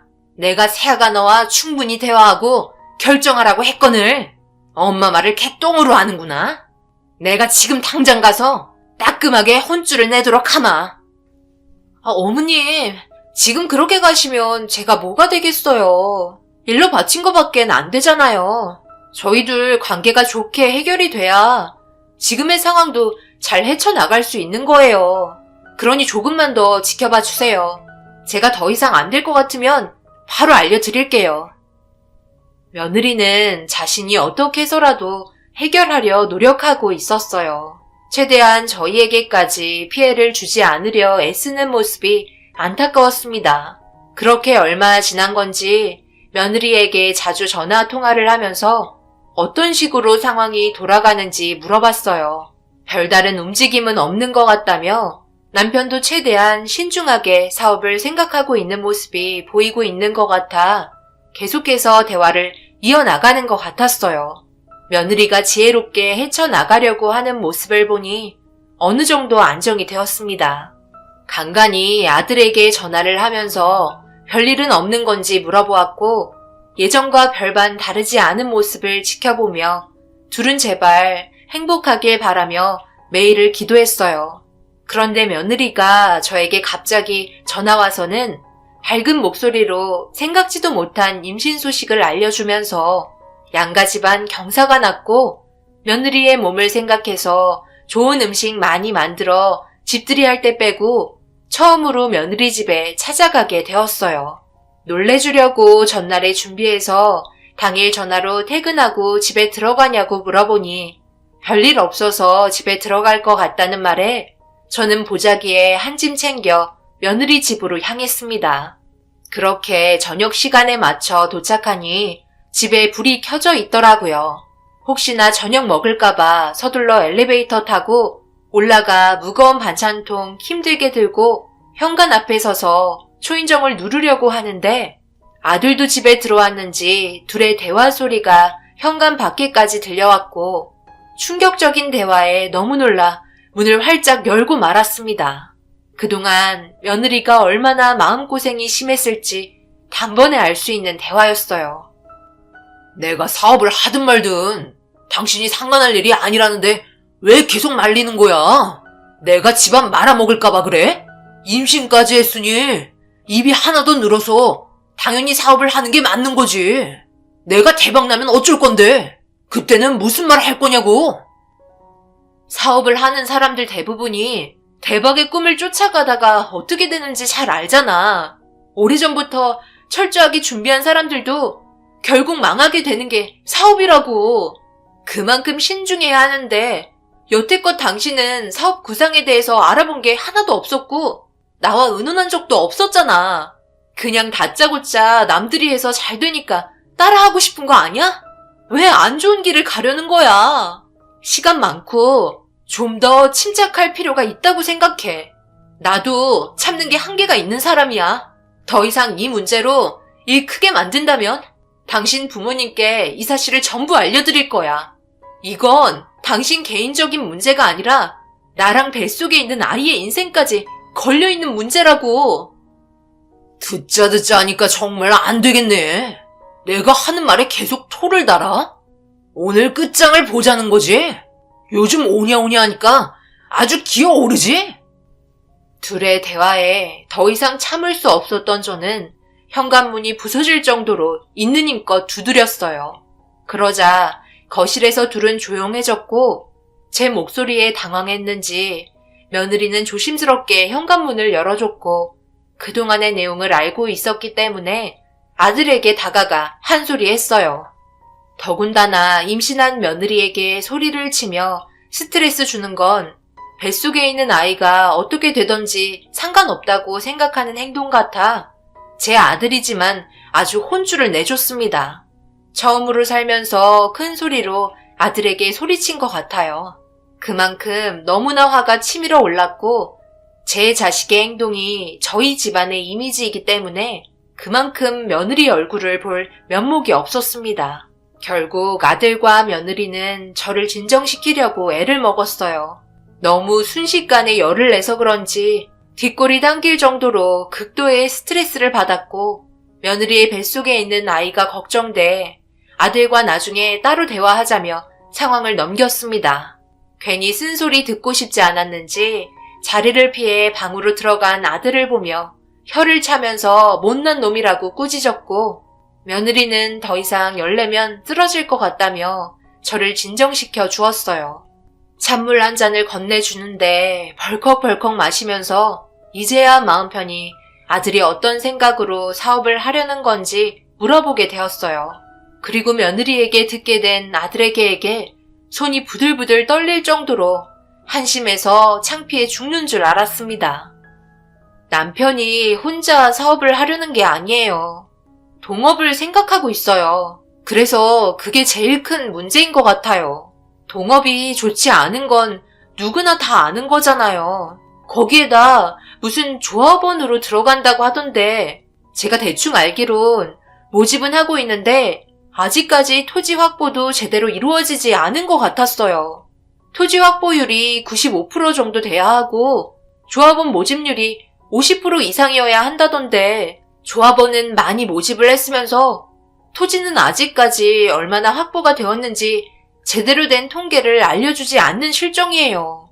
너무 허위 가장 광고 같아서 이런 곳에 투자하지 말라니까 남편이 무조건 대박 날 거라며 지역 주택조합 사업의 성공률이 엄청 높다고 자신의 사업을 막지 말라고 방금 전까지 그것 때문에 다툰 거예요. 내가 그냥 들어봐도 사기 같구만. 이걸 하겠다며 뛰어든다는 거야? 뉴스에서도 이 문제 때문에 돈도 돌려받지 못하고 결국 그 충격으로 세상 떠나는 사람들도 많잖아. 정말 한심하구만. 그동안 뭘 보고 사는 거야? 아들, 방 안에 틀어박혀 있지 말고 당장 나와봐라. 뭐하고 있어? 빨리 나오래도. 너는 지금 이 사업이 위험하다는 걸 몰라? 알지도 못하면서 제 아내의 말만 듣고 저한테 너무 뭐라고만 하는 거 아니에요? 이 사업에 뛰어들면 저희가 시세보다 저렴하게 분양받을 수 있다니까. 그럼 나중에 되팔면 그에 해당하는 이윤이 많이 남게 되잖아요. 주변의 호응도 또한 좋고 주변 지역의 시세와 입주율을 비교해보면 투자자가 만족할 수 있는 결과를 가져올 수 있을 정도의 이익을 남기게 된다고요. 도저히 아들과 대화가 이루어지지 않았어요. 아무래도 조합원 쪽에서 좋은 방향 쪽으로만 얘기하면서 한 명이라도 더 끌어들이려는 수를 쓰는 것 같았습니다. 얼마나 포장을 잘했으면 아들은 저와 며느리의 말을 일체 귀담아 들으려 하지 않는 모습에 한참 동안 아무것도 못하고 다투게 되었고 결국 제때 며느리에게 저녁상 차려주려고 했던 계획은 틀어지고 말았어요. 아들은 딴 세상에 있는 사람처럼 눈빛도 달랐고 무조건 밀어붙이려고 결심한 것 같았습니다. 한 번만 더 싸웠다는 소리가 제 귀에 들리면 가만두지 않겠다며 아들에게 다시 한번 경고하고 싸운 음식들 잘 챙겨 먹으라고 얘기한 후에 집으로 돌아왔어요. 제가 알고 있는 지인이 부동산을 하고 있어서 이런 부분에 대해 잘 설명해 줄 것 같아 늦은 시간 전화를 걸었고 지금의 상황을 알려주자 듣고 있더니 어떤 식으로 진행이 돼야만 성공적으로 투자 대비 이익을 창출할 수 있는지 알려주었어요. 아무래도 조합원 아파트의 경우 사업이 진행이 되고 있는지 설립인가를 받았는지 그리고 토지 매입은 확보가 된 상태로 조합원을 모집하는 건지 확실하게 알아봐야 하는 거고 요즘 같은 경우 토지 매입이 95% 이상 확보가 되면 웬만해서 진행하지. 그리고 제일 중요한 건 추가 부담금이 없어야 돼. 점점 적자로 돌아가거든. 예전 같은 경우 모든 절차가 잘 이루어지지 않아서 사업 승인이 떨어지지 않는 경우가 많았는데 내가 말한 부분만 잘 체크하면 투자한 만큼 좋은 가격대를 받을 수 있는 건 사실이야. 하지만 그만큼 위험 부담 또한 없다고는 할 수 없어. 뭐든지 쉽게 돈을 벌려고 하면 그만큼 감수해야 되는 부분도 많다는 건 알고 있어야 돼. 투자를 전문적으로 하는 사람들은 조합원에 뛰어들 생각은 잘 하지 않아. 어떻게 될지 아무도 모르거든. 지인의 말에 위험 부담이 크다는 걸 알게 되었고 저 또한 아들을 적극적으로 말려야 할 것 같아 집에 도착해서도 아들에게 전화해서 강하게 얘기했어요. 저와 인연을 끊고 싶다면 진행하라고 화를 내며 이 사실을 너희 아빠에게 전부 다 말하겠다며 확실하게 통보했어요. 아들은 아무 말 없이 듣고만 있다가 결국 전화를 끊었습니다. 며느리가 걱정이 돼서 바로 전화를 걸어보니 그래도 받더라고요. 더 이상의 싸움은 없었는지 물어보았고 방에 들어가 투덜거리고 있다며 혼자서 처리하려고 했는데 이런 상황을 만들어 죄송하다면서 되려 며느리는 자신이 제 아들을 컨트롤하지 못한 부분에 있어 괴로워하고 있었어요. 고작 잘 다니던 회사 때려치우고 한다는 게 조합원 사업이라니 정말 한심스러웠어요. 아무래도 며느리 혼자로는 힘들 것 같아 저도 아들을 관리해야 할 것 같아 다음날 아침 짐 싸서 며느리 집으로 찾아갔습니다. 며느리와 충분히 의논 끝에 결정한 부분이었고 아들의 생각은 물어볼 필요가 없을 것 같았어요. 만약 이 문제가 잘못되면 아들과 며느리만 잘못되는 게 아니라 양가 집안에까지 타격을 입을 거라는 걸 확실하게 알 수 있었고 제가 집에 버티고 있자 아들은 퇴근하고 당황했는지 이렇게까지 할 필요 없다며 조합원 투자 사업 접을 거라는 말을 꺼냈습니다. 그게 진짜냐? 아니, 갑자기 하루아침에 마음이 싹 바뀐 게 뭐 때문이야? 엄마가 어제 말한 것 때문에 그런 거야? 어머니도 그렇고 제 아내도 그렇고 주변 사람들도 하지 말라는 말이 너무 많아서 그냥 안 하기로 했어요. 좀 더 좋은 사업 아이템이 있는지 찾아보려고요. 그러니까 이렇게까지 하지 않아도 된다고요. 내일 다시 돌아가세요. 아니, 안 돌아갈 건데 우리 이쁜 며느리가 임신했잖니. 이왕 이렇게 된 거 새아가 출산하고 몸조리 할 때까지 계속 같이 있어주려고 결정했다. 그래야 너희가 아무 일 없이 잘 살아갈 수 있을 것 같아. 엄마가 불안해서 도저히 안 되겠어. 아들은 한숨만 푹푹 쉬며 방으로 들어갔어요. 며느리와 저는 저녁 준비를 마저 했고 셋이 둘러앉아 함께 저녁 먹었어요. 며느리에게 조금이라도 불편한 거 있으면 언제든지 돌아갈 테니 그런 점들 있으면 어려워하지 말고 얘기하라고 했어요. 며느리는 웃으면서 되려 함께 있어주길 원했어요.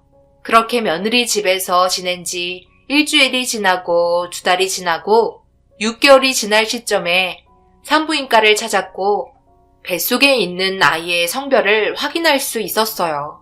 저는 아들이건 딸이건 상관없었고 며느리의 뱃속에는 잘생긴 아들이 태어날 준비를 하고 있었습니다. 그렇게 배가 점점 불러오는 모습을 보니 저도 아들을 낳았지만 신기했어요. 뱃속에서 발길질하는 건강한 아기의 모습이 저를 웃음짓게 만들었습니다. 별 문제 없이 지내오며 아들도 한동안 별말 없이 조용해지면서 더 이상 문제를 일으킬 것 같지 않아 긴장을 풀고 있었어요.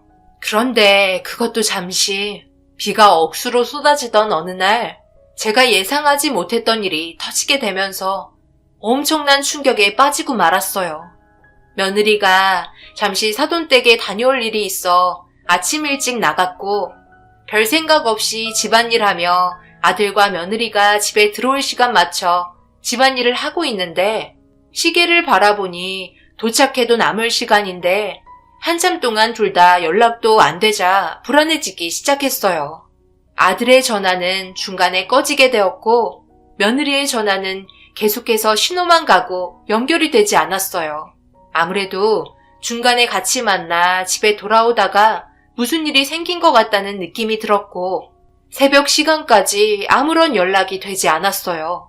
안사돈에게 전화를 해보니 집에서 물건 챙겨서 나간 지 한참 지났는데 아직까지 집에 들어가지 않았냐며 사돈댁에서 나갔을 때 이후의 일들은 전혀 모르고 있었습니다.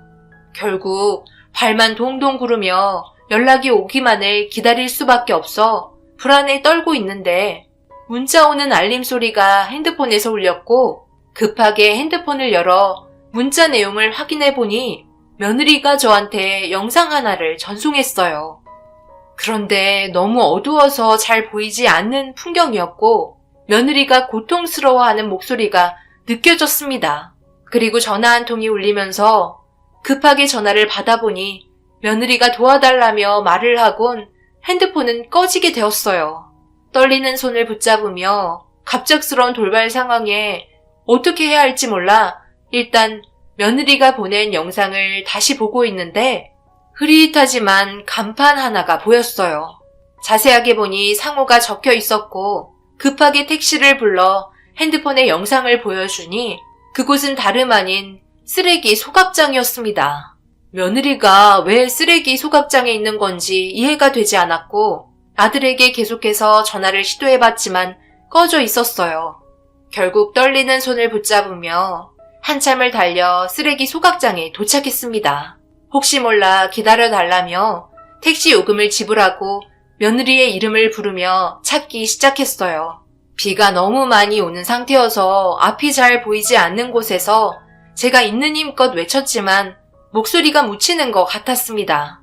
그렇게 한참을 이리저리 돌아다니며 며느리를 찾고 있었는데 소각장 구석에 쓰러져 있는 며느리를 발견했고 너무 놀라 급하게 겉옷을 벗어 차가워진 며느리의 몸을 덮어줬어요.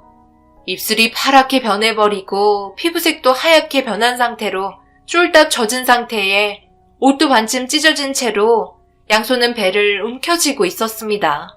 며느리를 부르며 정신 차리라고 외치니 다행히도 살며시 눈을 떴고 택시기사 아저씨 부를 테니까 조금만 기다리라며 택시기사한테 가려는 순간 제 손을 잡더니 카메라 하나를 건네주었어요. 손바닥만한 카메라였는데 일단 주머니에 넣고 의식을 잃어버린 며느리를 택시에 태우기 위해 급하게 택시기사를 불렀습니다. 소각장에 쓰러져 있는 만삭의 여자를 본 기사는 엄청 놀란 눈으로 다급하게 차에 태워줬어요. 가는 동안 저체온 상태인 것 같아 히터를 최대로 올렸고 차가운 며느리의 몸을 따뜻해질 때까지 계속해서 문질렀습니다. 그렇게 응급실에 도착해 치료를 받았고 다행히 타박상 정도는 있었지만 크게 다친 곳은 없었어요. 아이도 무사했습니다. 아무래도 며느리가 소각장에서 무언가에 도망치다가 쓰러진 것 같았어요. 다리에 이리저리 긁힌 상처가 많이 있었고 팔 부분에도 여기저기 긁혀 있어 어떻게 된 일인지 설명을 듣고 싶어 며느리가 깨어나길 기다리고 있는데 제 몸에 있던 물건 하나가 만져졌고 쓰레기 소각장에서 저에게 건네준 소형 카메라였습니다. 전원을 눌러보니 다행히도 문제없이 전원이 켜졌고 잘 다루지 못해 이것저것 눌러보고 있는데 영상 하나가 틀어졌어요.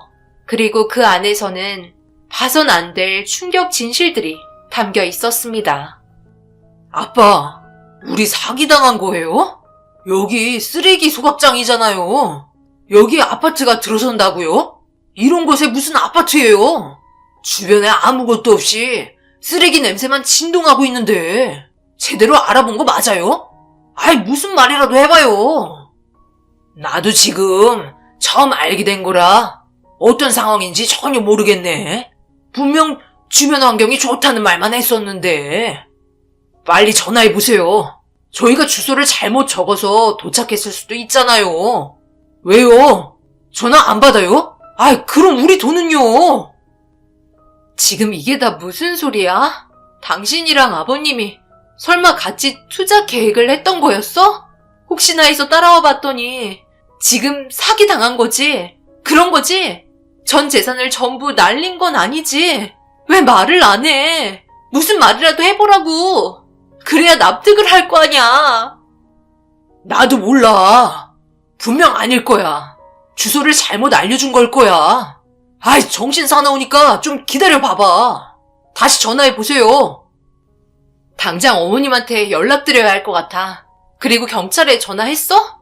경찰서에 전화부터 해야 될 거 아니야. 그래야 범인을 잡지. 내가 그렇게 말을 했는데 왜 내 말을 안 들어서 이런 일을 만든 건데? 아버님이 이 일을 먼저 계획하셨다는 게 더 큰 충격이네요.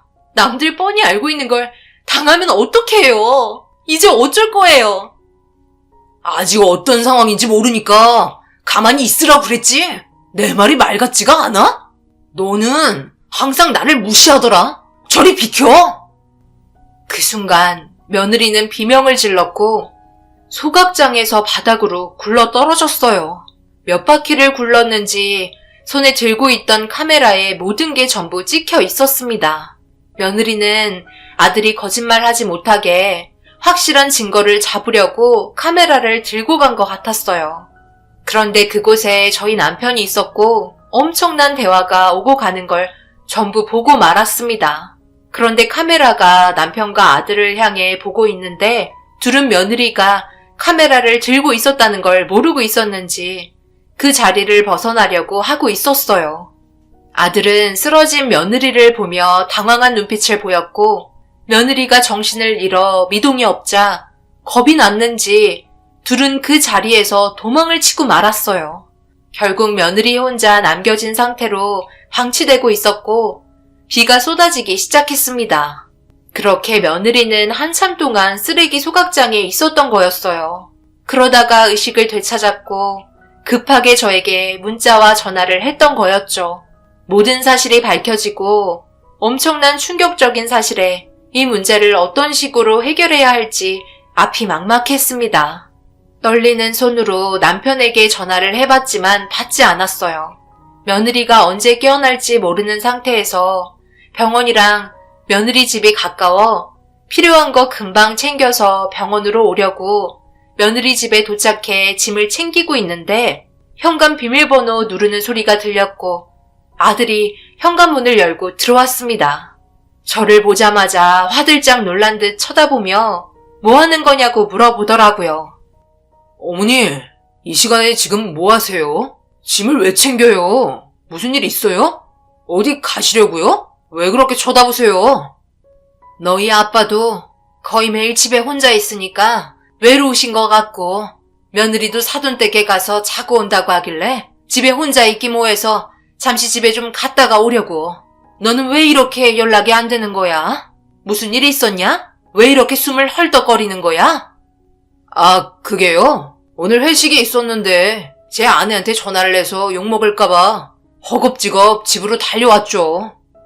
그래, 알았다. 별일 없었으니 그걸로 됐다. 씻고 자고 있어라. 나중에 다시 연락하든지 하자. 나도 피곤해서 빨리 가봐야겠다. 이렇게 급하게 가시게요? 그런데 어머니 집에 있으셨으면서 머리랑 옷이 전부 젖어 있네요. 그리고 신발에는 왜 이렇게 진흙이 많이 묻어 있어요? 전부 알고 계시는 거죠? 저랑 잠시 얘기 좀 했으면 좋겠는데요. 이대로는 못 나가죠.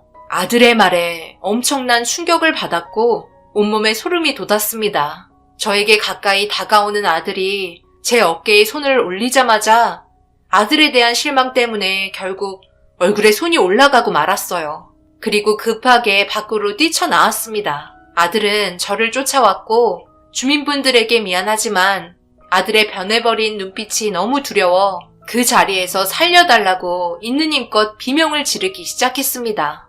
복도식 아파트였기 때문에 하나둘 집에서 불이 켜졌고 아들은 놀랐는지 급하게 다시 집으로 들어갔어요. 그 순간을 놓치지 않고 병원이 아닌 경찰서로 향했습니다. 향하는 동안 정말 많은 고민을 했어요. 며느리와 대화를 해야 하는 건지 아니면 저 혼자 독단적으로 결정을 해서 아들을 잡아야 하는 건지. 팔은 안으로 굽는다고 제가 아들을 신고하는 순간 법적으로 처벌을 받아야 하는 문제 때문에 발걸음이 경찰서에 가까워 오기 시작하면서 점점 느려지기 시작했고 결국 경찰서 앞에서 멈추게 되었습니다. 며느리에게 다시 돌아가 무릎을 꿇고 용서해 달라고 빌어야 하는 건지 어떻게 해야 되는 건지 많은 고민에 빠지는 순간이었고 이런 제 자신이 너무 싫게 느껴졌어요.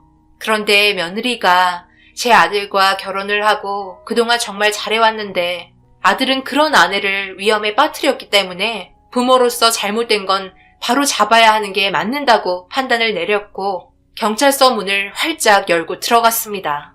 결국 아들은 연행이 되었고 동시에 남편도 함께 잡히게 되었어요.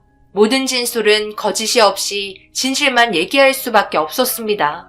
며느리가 남겨둔 카메라의 영상에 전부 담겨 있었으니까요. 만약 제가 아들과 남편의 잘못된 행동을 감추기 위해 증거를 없앨 가능성도 있었을 텐데 그만큼 저를 믿고 있었던 것 같았어요.